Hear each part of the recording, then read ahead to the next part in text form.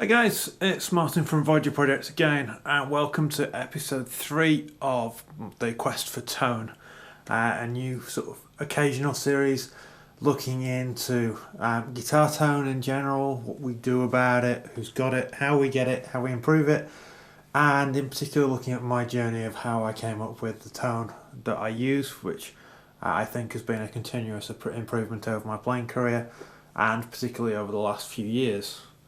In this episode, we're looking at amps and speakers, basically, and just looking at what you can do with that. Now, there are a number of different philosophies in terms of amps and getting overdrive sounds and what have you. You can obviously get multi-channel amps, you can get modelling amps, you can get single channel amps and then run pedals in front of them, which is my approach. And you can run one amp or you can run more than one amp at a time. My approach is, and has been for some time, single channel amps. Don't get me wrong, there are some good multi-channel amps out there, but I always feel they're a bit of a compromise. So a good clean amp is easy to get some decent distortion or overdrive pedals, stick them in front and get a whole range of sounds, whereas lots of multi-channel amps, the clean channel is a bit sterile, so it's a compromise. You can kind of approach that however you will.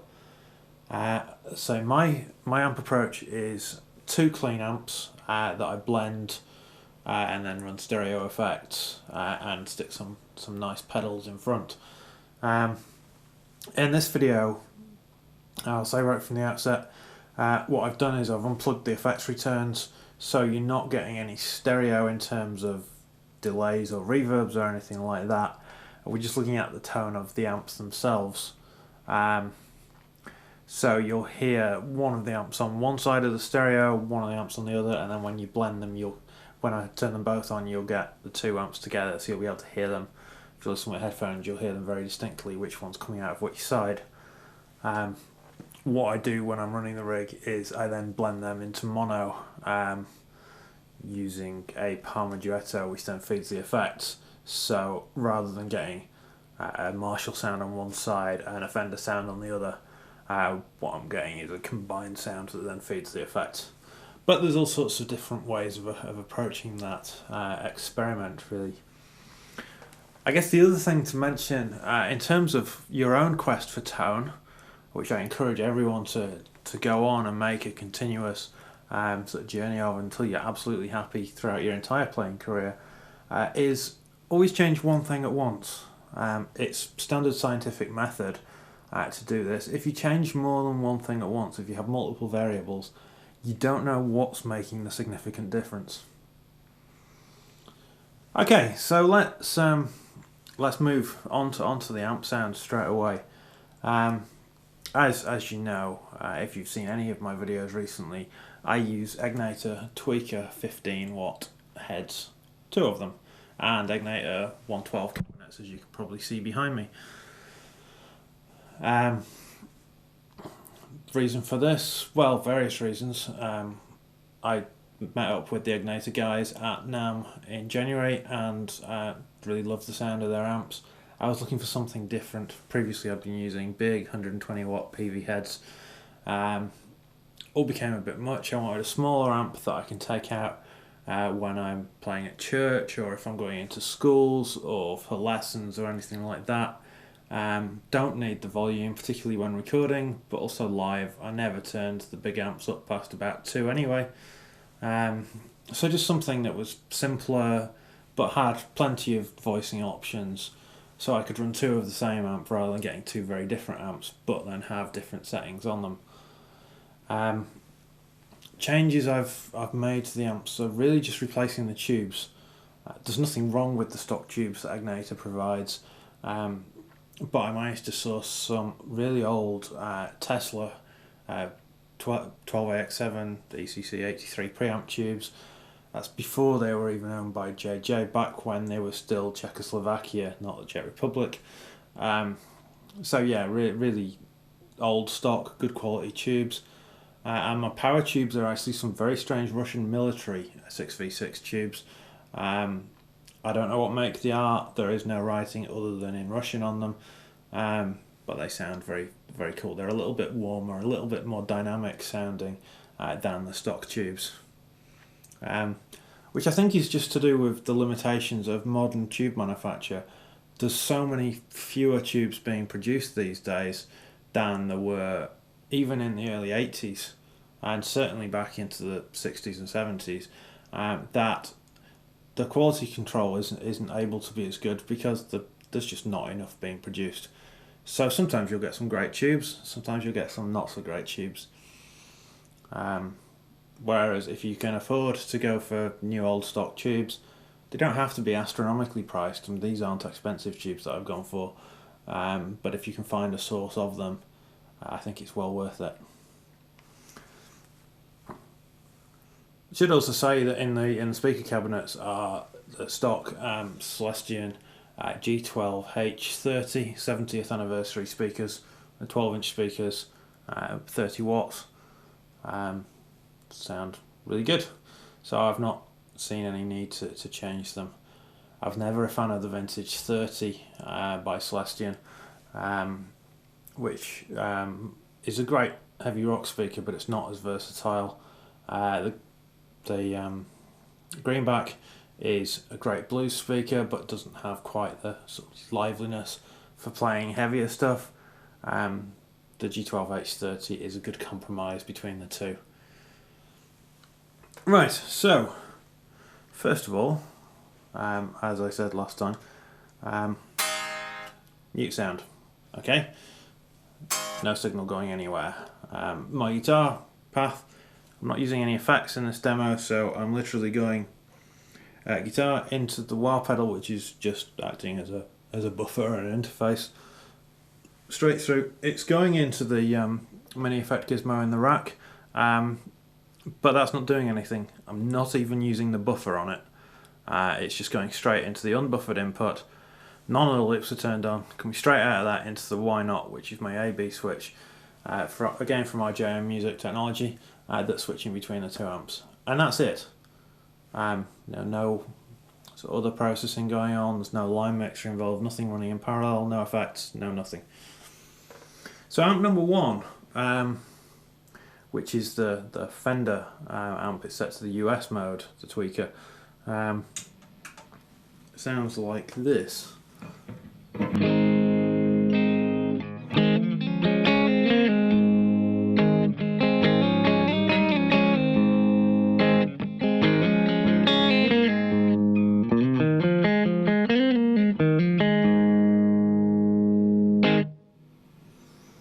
So as you can hear, it's just slightly, it's not even pushed, it's a little bit rough when I've got humbuckers on full, and it's very, very dynamic, and single coils it's really, really clean. So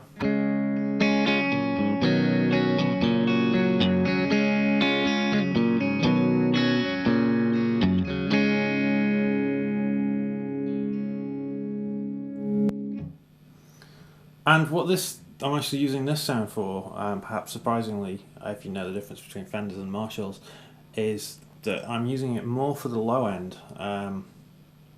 It's got a sort of slightly deeper sound. I've not got the tight switch enabled, I've not got the bright switch enabled, so it's providing more of the bass of the rig. But it's still a bright cutting sound. It's not going to get lost in a mix.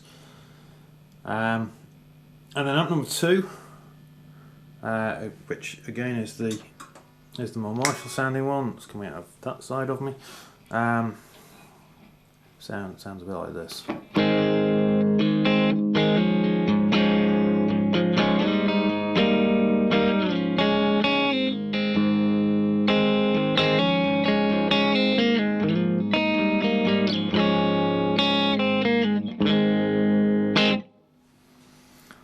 And that's a much brighter sound. Again, just give me a bit more bite, a bit more cutting edge. I seem to be getting some slightly odd noises this morning.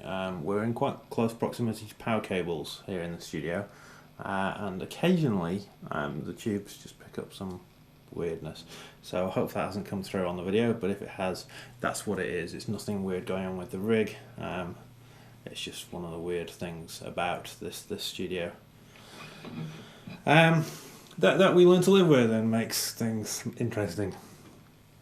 So yeah, that's that amp with humbuckers, and then again with single coils.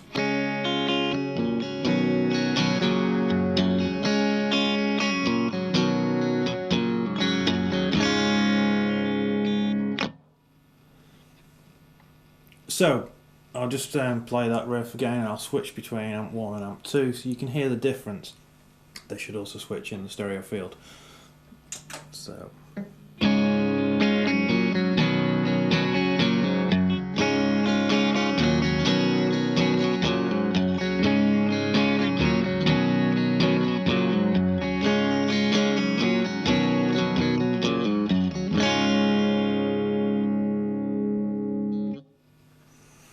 So there's a marked tone difference between the two amps. The magic really happens when you blend them together, which is what I like to do, because I get a bit more of the sort of meat from the Fender amp, a bit more of the bite from the Marshall amp, and they just really mesh together really well. So what I'll do, first of all I'll play through both so you can hear that.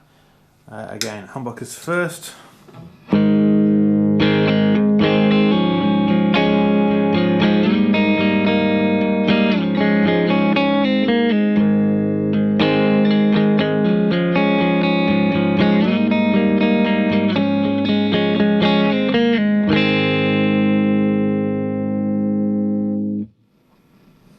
So again, I'll go one amp, the other amp, both amps.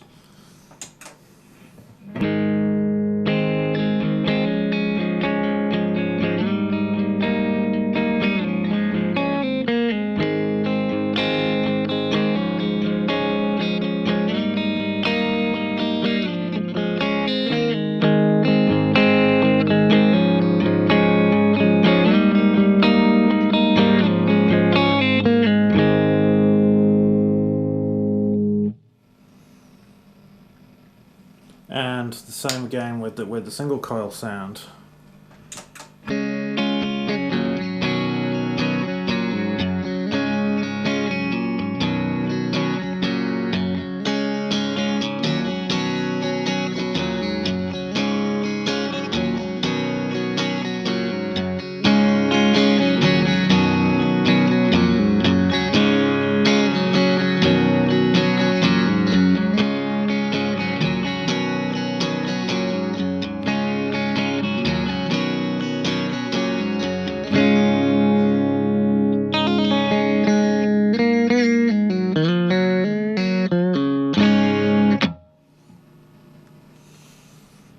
So there, hopefully you've been able to hear the difference.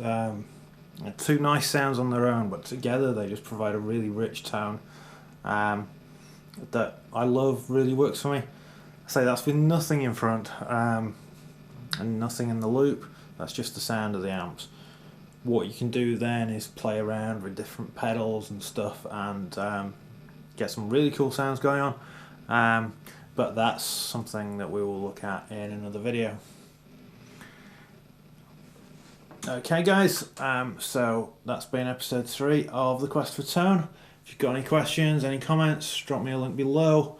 Otherwise, I will see you next time. Take care guys.